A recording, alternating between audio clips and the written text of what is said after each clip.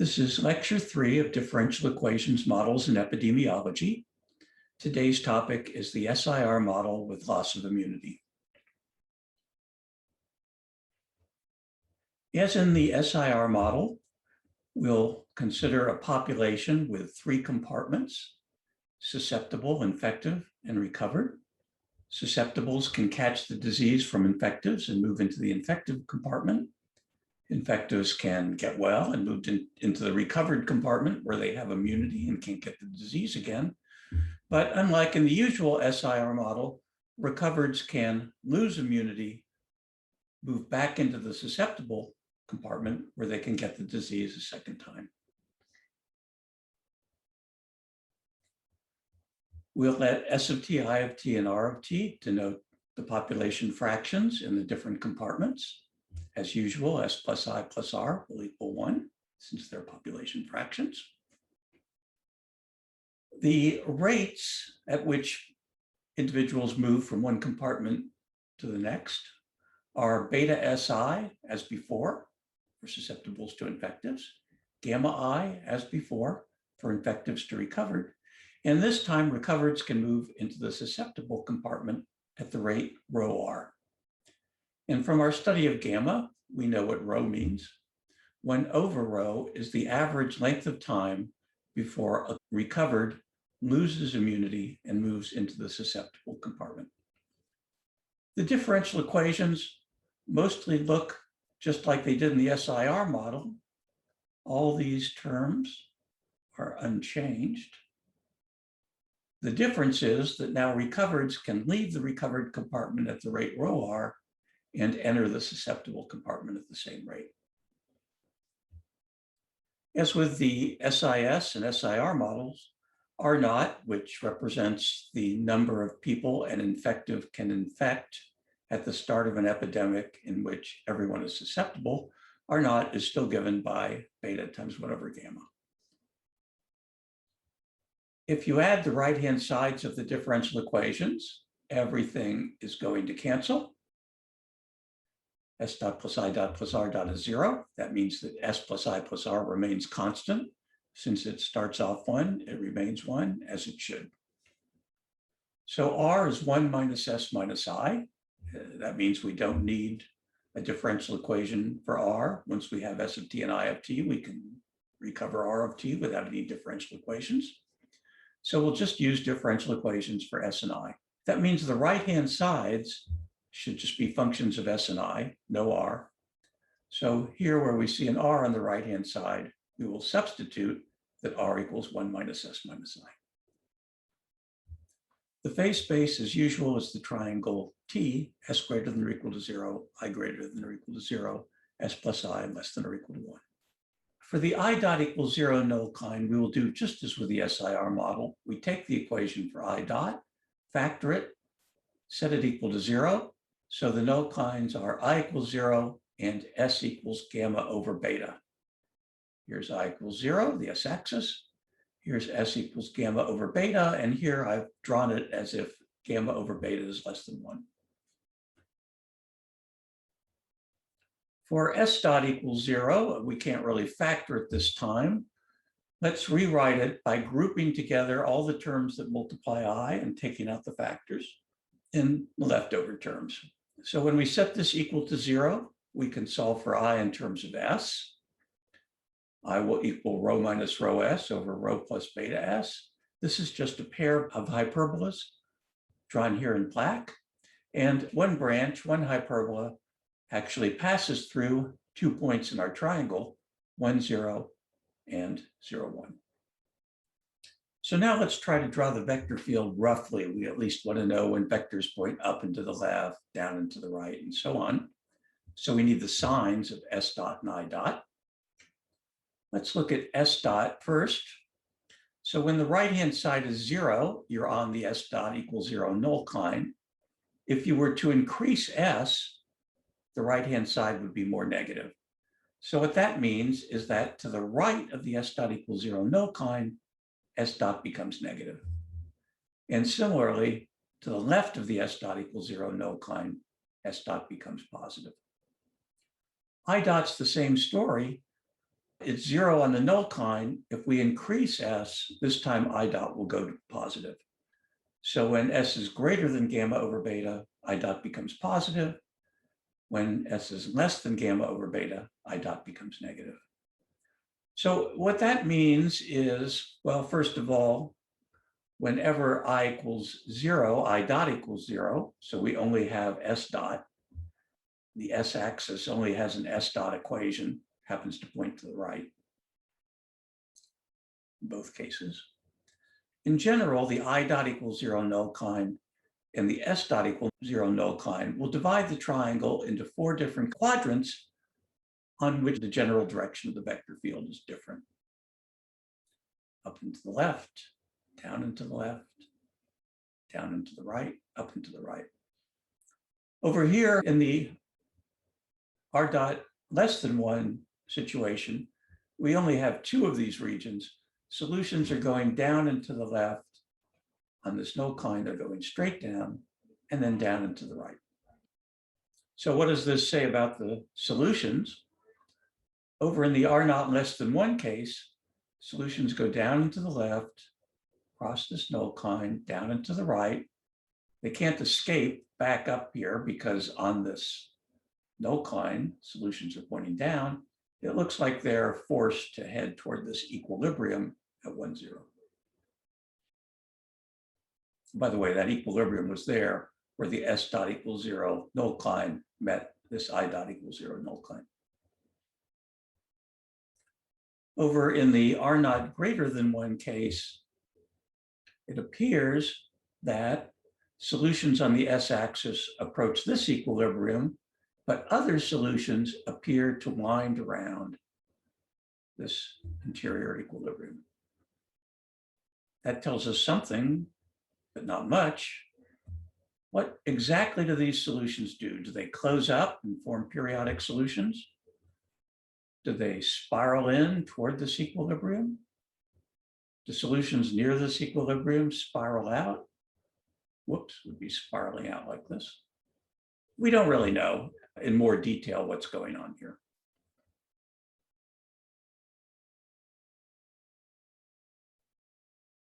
What we're going to first do to try to analyze the phase portrait in more detail is focus in on the equilibria. How do we figure out what's going on near the equilibrium? In calculus, it's often helpful to approximate a nonlinear function by a linear function. That's what you do when you take a derivative.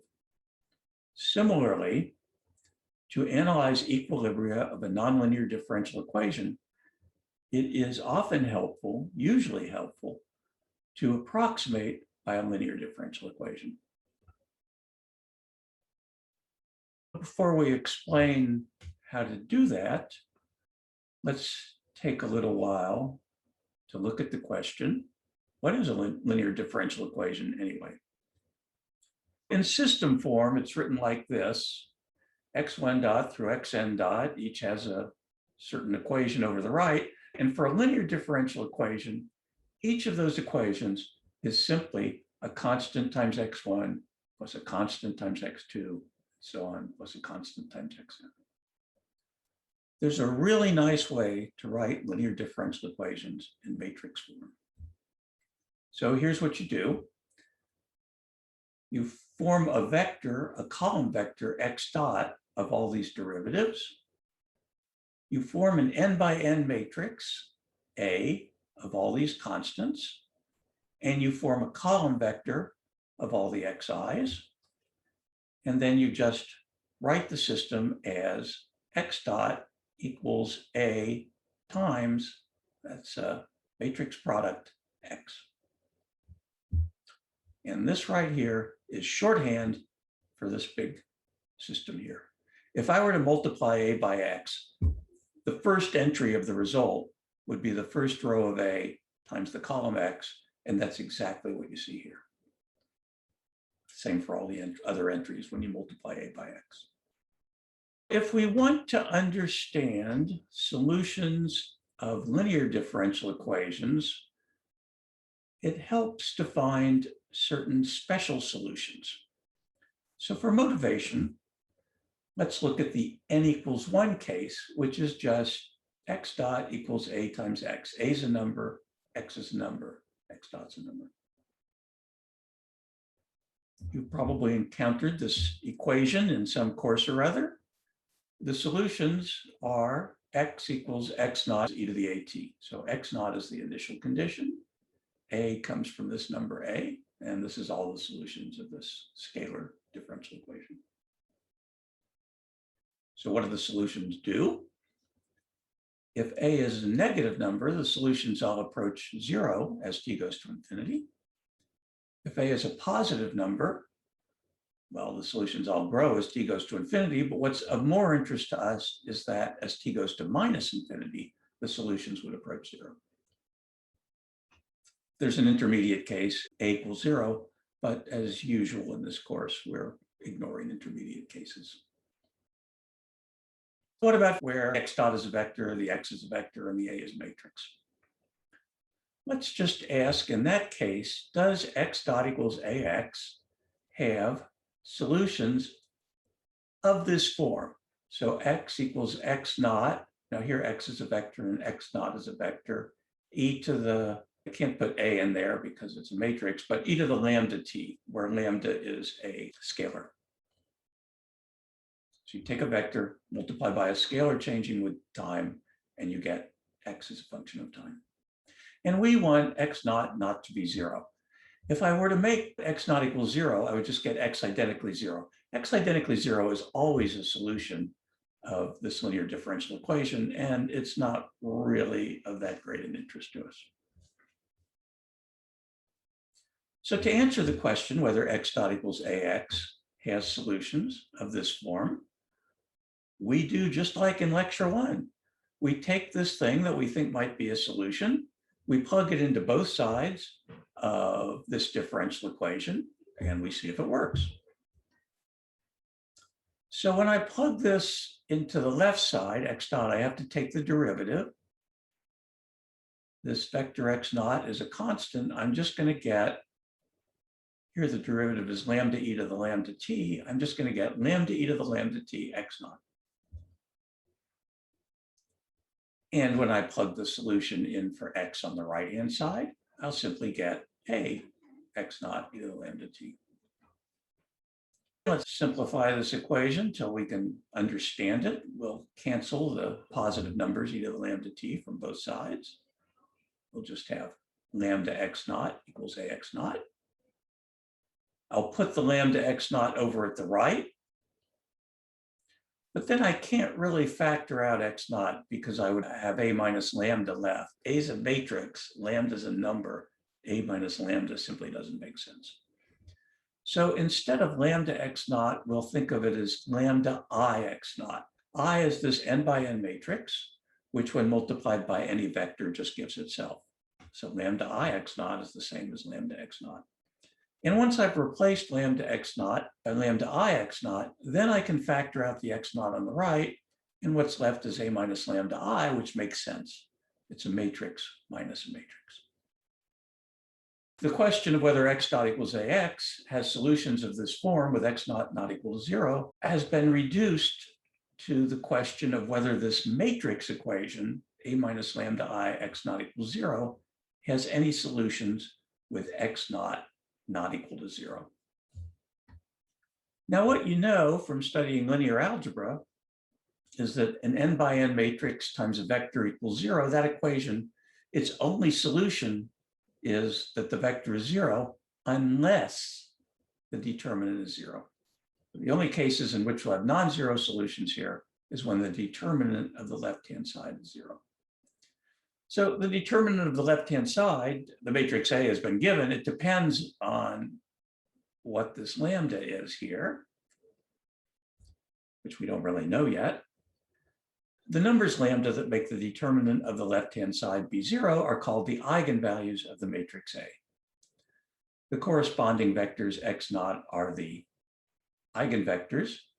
It turns out that when you multiply an x naught that's an eigenvector by a constant, you get another eigenvector. If you add eigenvectors, you get another eigenvector. The collection of eigenvectors for a single eigenvalue lambda form a subspace called an eigenspace. This equation here, if we were to multiply everything out, would just be a polynomial equation of degree n and lambda. So that means that there's n solutions. The matrix A has n eigenvalues counting multiplicity.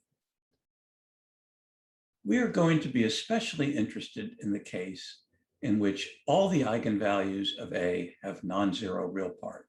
That means no eigenvalue 0 and no eigenvalue that is pure imaginary. Pure imaginary means just a real number times I. Hyperbolic linear differential equations, that's what they're called, come in 3 types. The first type is which all eigenvalues have negative real part. In that case, all solutions of x dot equals ax, not just the special ones, approach 0 as time goes to infinity. The second case is all eigenvalues have positive real part. In that case, all solutions of x dot equals ax, not just the special ones, approach 0 as t goes to minus infinity. The third case is the one in which some eigenvalues have positive real part and some have negative real part. Let's say there are k eigenvalues with negative real part and n minus k eigenvalues with positive real part. In this case, there are subspaces ES of dimension k, called the stable subspace, and EU of dimension n minus k, called the unstable subspace, such that solutions in the stable subspace approach 0 as time goes to infinity. Solutions in the unstable subspace approach 0 as time goes to minus infinity. And actually, solutions outside those subspaces don't approach 0 in either direction.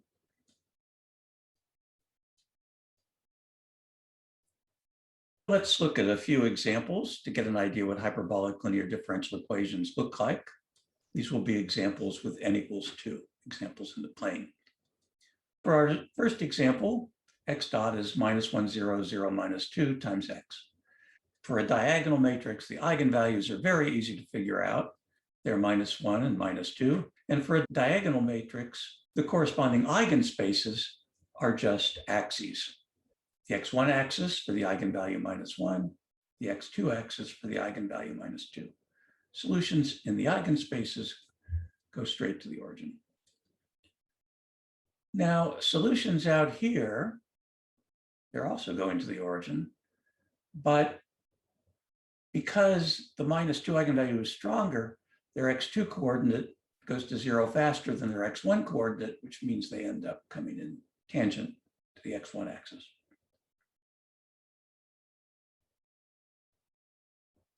Here's x dot equals this matrix times x, alpha and omega are positive numbers.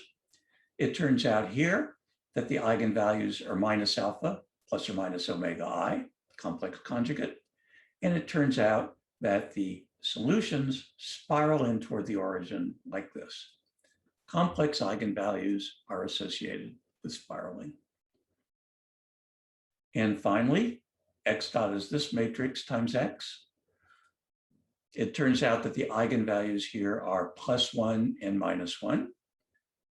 The eigenspace for the eigenvalue plus 1 is right here. Solutions go away.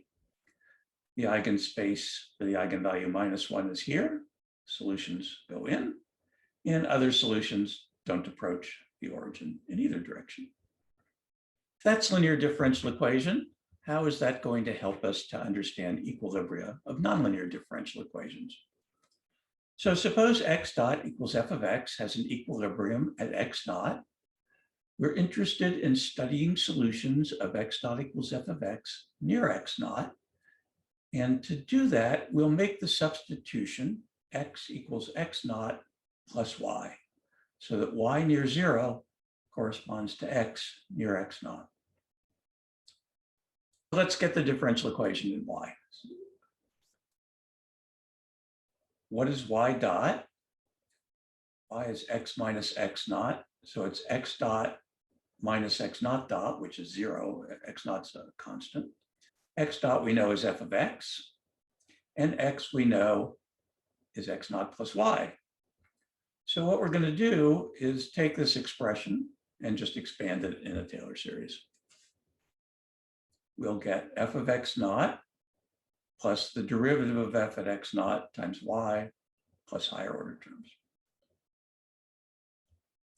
And since x naught's at equilibrium, f of x naught is 0, this term right here goes away, and we're just left with df at x naught times y.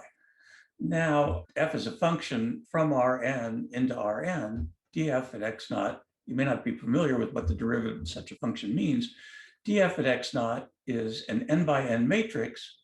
Its entries are the partials of fi with respect to xj evaluated at the point x naught. So then the entries become constants. What is the linearization of x dot equals f of x at the equilibrium x naught?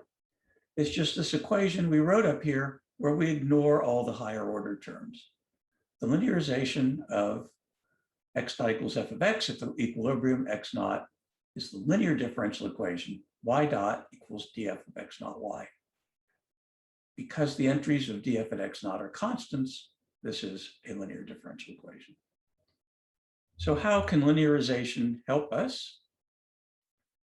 An equilibrium out of x dot equals f of x is called hyperbolic if that linear differential equation y dot equals df of x naught y is a hyperbolic linear differential equation. If x naught is a hyperbolic equilibrium of x dot equals f of x, then it turns out that the phase portrait of x dot equals f of x near x naught looks just like the phase portrait of y dot equals df of x naught y, the linearization near the origin. And that's very helpful to us because we know what the phase portraits of linear differential equations look like. This notion can be expressed in various ways. What we'll need, we're calling the linearization theorem. Suppose x naught is a hyperbolic equilibrium of x dot equals f of x. Then there are three cases corresponding to the three cases of hyperbolic linear differential equations. In the first case, if all eigenvalues of df at x naught have negative real part, then x naught is an attractor. That means that solutions of x dot equals f of x that start near x naught approach x naught as time goes to infinity. In the second case, in which all eigenvalues of df at x naught have positive real part, then x naught is a repeller. Solutions of x dot equals f of x that start near x naught go away from it, or for our purposes, they will approach x naught as time goes to minus infinity. And finally, if df at x naught has k eigenvalues with negative real part and n minus k eigenvalues with positive real part, then x naught is what's called a saddle. And there are manifolds, I'll come back to this in a minute, ws of x naught of dimension k, the stable manifold, and wu of x naught of dimension n minus k, the unstable manifold to go through x naught, with the properties that ws of x naught contains all solutions that approach x naught as time goes to infinity. wu of x naught contains all solutions that approach x naught as time goes to minus infinity. And solutions that aren't in one of those sets, they don't approach x naught in either time.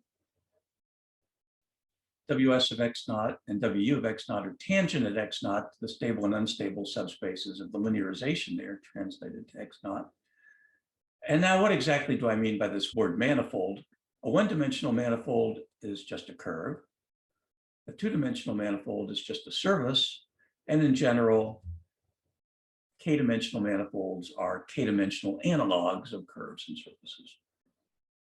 So having looked at that differential equations theory, let's see how it can help us to understand the equilibria of our system, the SIR system with loss of immunity.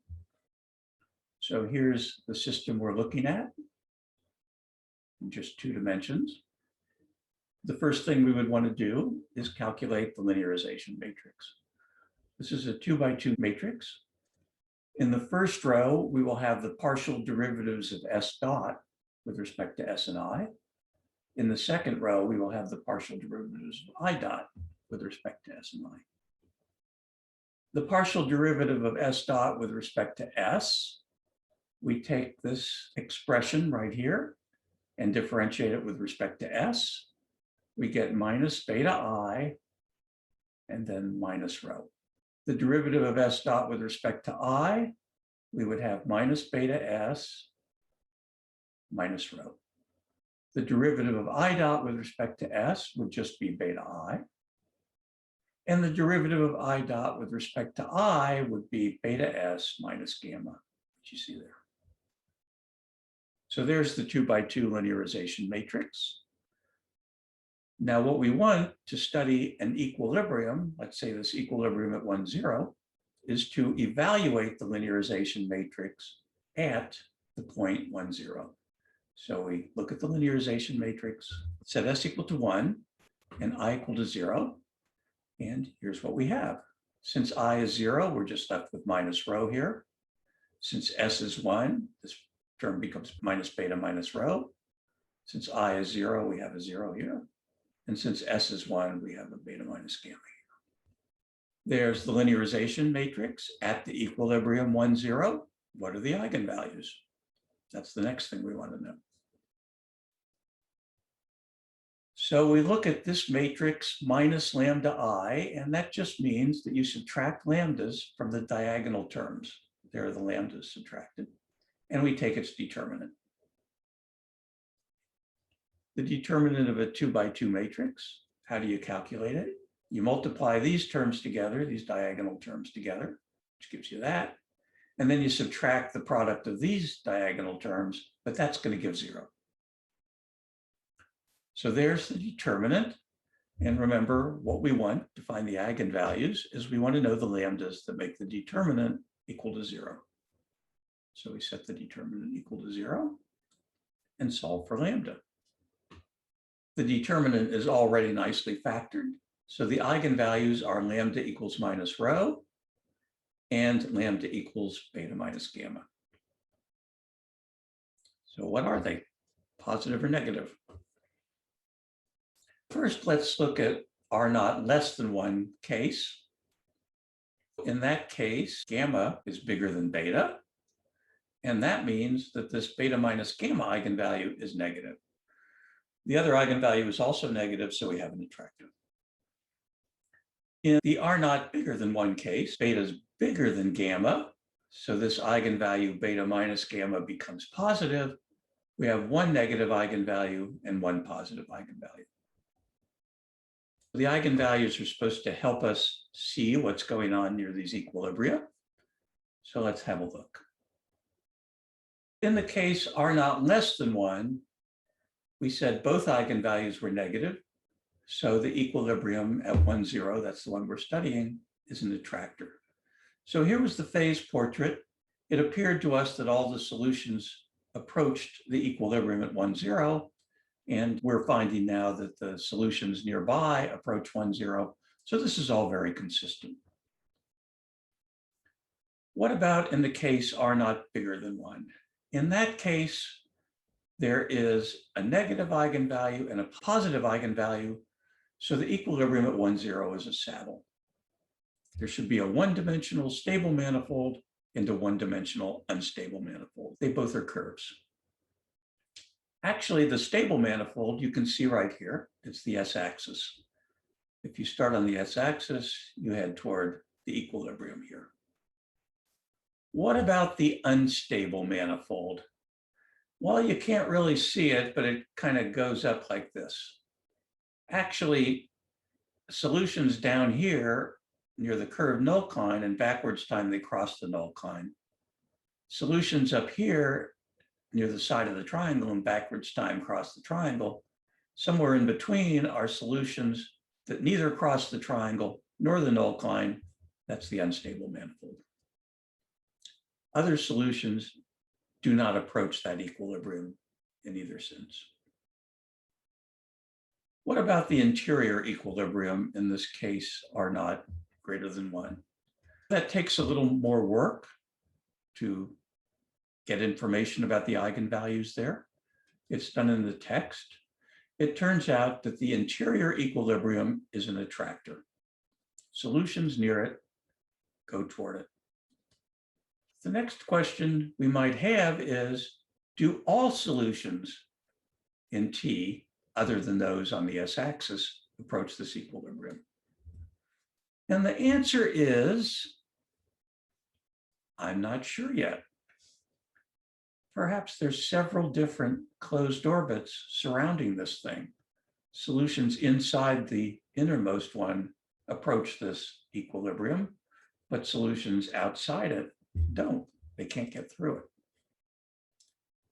We don't know yet whether it's true that all solutions in the interior of the triangle approach the interior equilibrium.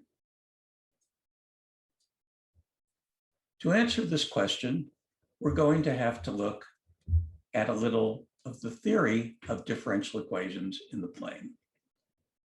There's a result called the generalized Poincare-Bendixson theorem, which says that for a polynomial differential equation in 2 dimensions, which is what we've got, that has only isolated equilibria, which is true for us. We don't want, for example, an entire line consisting of equilibria. A solution of x dot equals f of x that stays in a compact set, that's a closed and bounded set, as t increases, approaches one of 4 types of sets. One is it approaches an equilibrium that we understand. The other possibility is it approaches a closed orbit. There's a picture of a closed orbit with a solution approaching it. And the third and fourth possibilities are a little more exotic. A separatric cycle is a collection of solutions joining equilibria such that the solutions, together with the equilibria, form a simple closed curve. There's a simple closed curve. And it is possible for a solution to approach such an object. Here is a solution approaching that separatric cycle. Even more exotic is a graphic, which is an object that consists of several different separatric cycles. So over here, we have a very simple separatric cycle consisting of one solution plus its equilibrium. They comprise a simple closed curve. Here's another separatric cycle consisting of one solution plus an equilibrium. That makes a simple closed curve. And here is a solution that is approaching that object. So those are all the possibilities in the plane.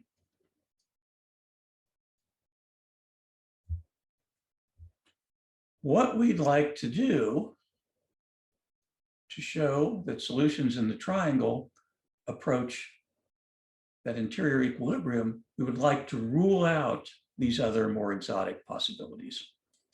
And this can be done using something called Bendixson's criterion. Bendixson's criterion makes use of the divergence of the vector field F, which is the right-hand side of the differential equation. So you may recall from calculus, the divergence of a vector field, F1, F2, is just the partial of F1 with respect to X1 plus the partial of F2 with respect to X2. Using the divergence, we can state Bendixson's criterion. It says, consider a differential equation, x dot equals f of x, on an open set U in the plane with no holes. Suppose the divergence of f is either always positive on U or always negative on U. Then x dot equals f of x has no closed orbits, no separatric cycles, and no graphics in U.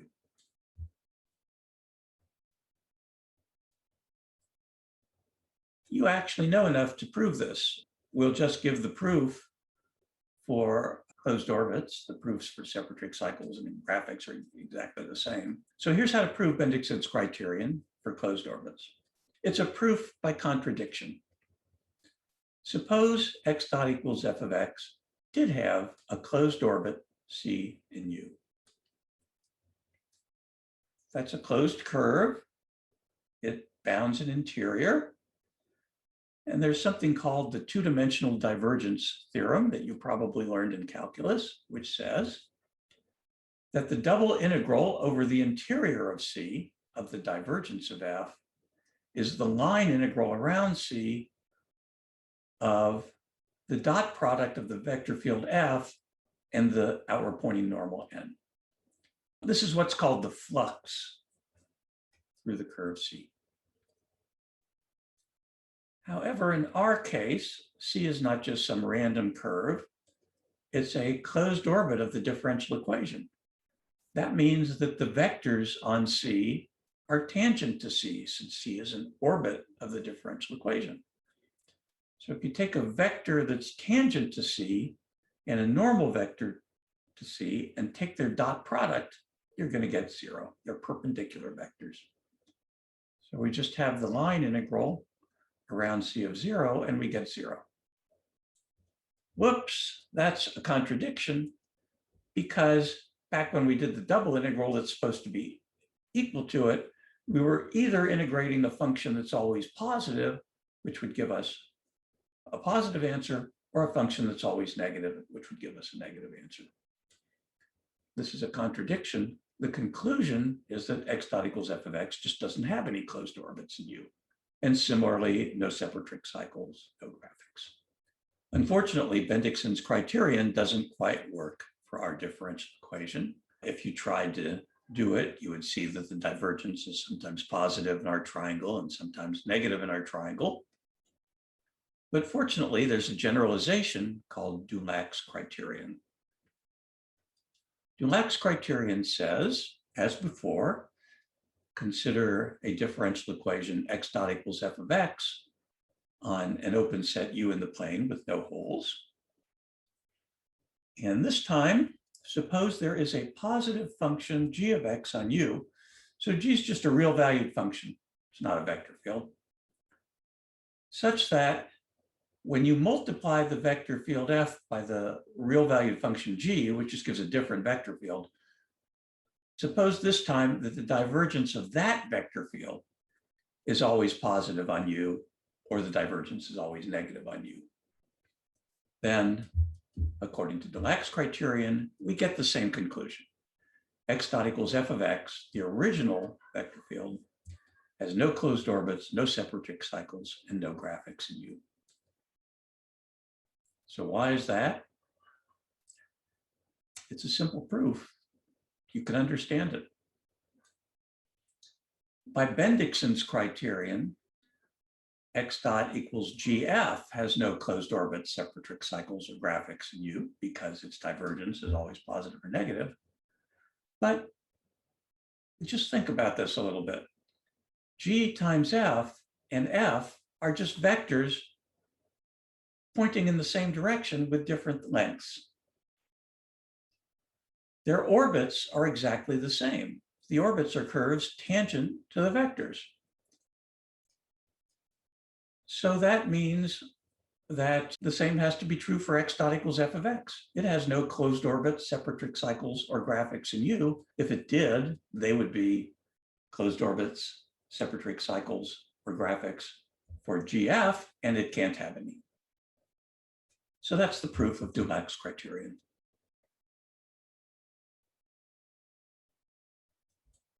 Now let's apply Dulac's criterion to our differential equation. Here's our differential equation. Dulac's criterion is not that easy to apply. It's more of an art than a science. You have to think of some positive function to multiply by that will make the divergence always positive or always negative in the region you're interested in. This time, what works is to multiply by the function 1 over I, which is always positive in the region I greater than 0. If we multiply this differential equation by 1 over I, what we're going to get is the I will go away here, and we'll just have minus beta s. here we'll divide by I, rho times 1 minus S minus I over I. In the second equation, when we multiply by 1 over I, the i's will just go away, and we'll be left with beta S minus gamma. What is the divergence of this new vector field? So we need to look at partial of S dot with respect to S plus partial of I dot with respect to I. Partial of S dot with respect to S is, first we get a minus beta. Then we need to differentiate this term with respect to S. So multiplying this S here is a minus rho over I. The derivative with respect to S is just minus rho over I. So all this is the partial of S dot with respect to S. Now we have to add on the partial derivative of I dot with respect to I. But there are no i's here, so the partial derivative of I dot with respect to I is 0. So now just look at this expression. In the region I greater than 0, it's negative everywhere. Therefore, all solutions in the region I greater than 0 that stay in a compact set in future time have to approach equilibrium. There's nothing else for them to approach. For R not less than 1, that conclusion is not very interesting. In the triangle T, the only equilibrium is right here, and we kind of knew that all solutions were approaching that equilibrium. But here's another way of saying it. In the case R naught bigger than 1, we get a more interesting conclusion. So here, when I is 0, solutions we know are approaching S. In the region I greater than 0, what we just learned is any solution that stays in a compact set is going to have to approach an equilibrium. So in the triangle, solutions can't escape it. They stay in the triangle, a compact set. The only thing they can do is approach an equilibrium. Now this equilibrium was a saddle. Nothing approaches it except stuff in its stable manifold along the axis. So everything else in the triangle approaches this interior equilibrium. That's a pretty strong conclusion. What does that mean? What do we conclude in epidemiological terms?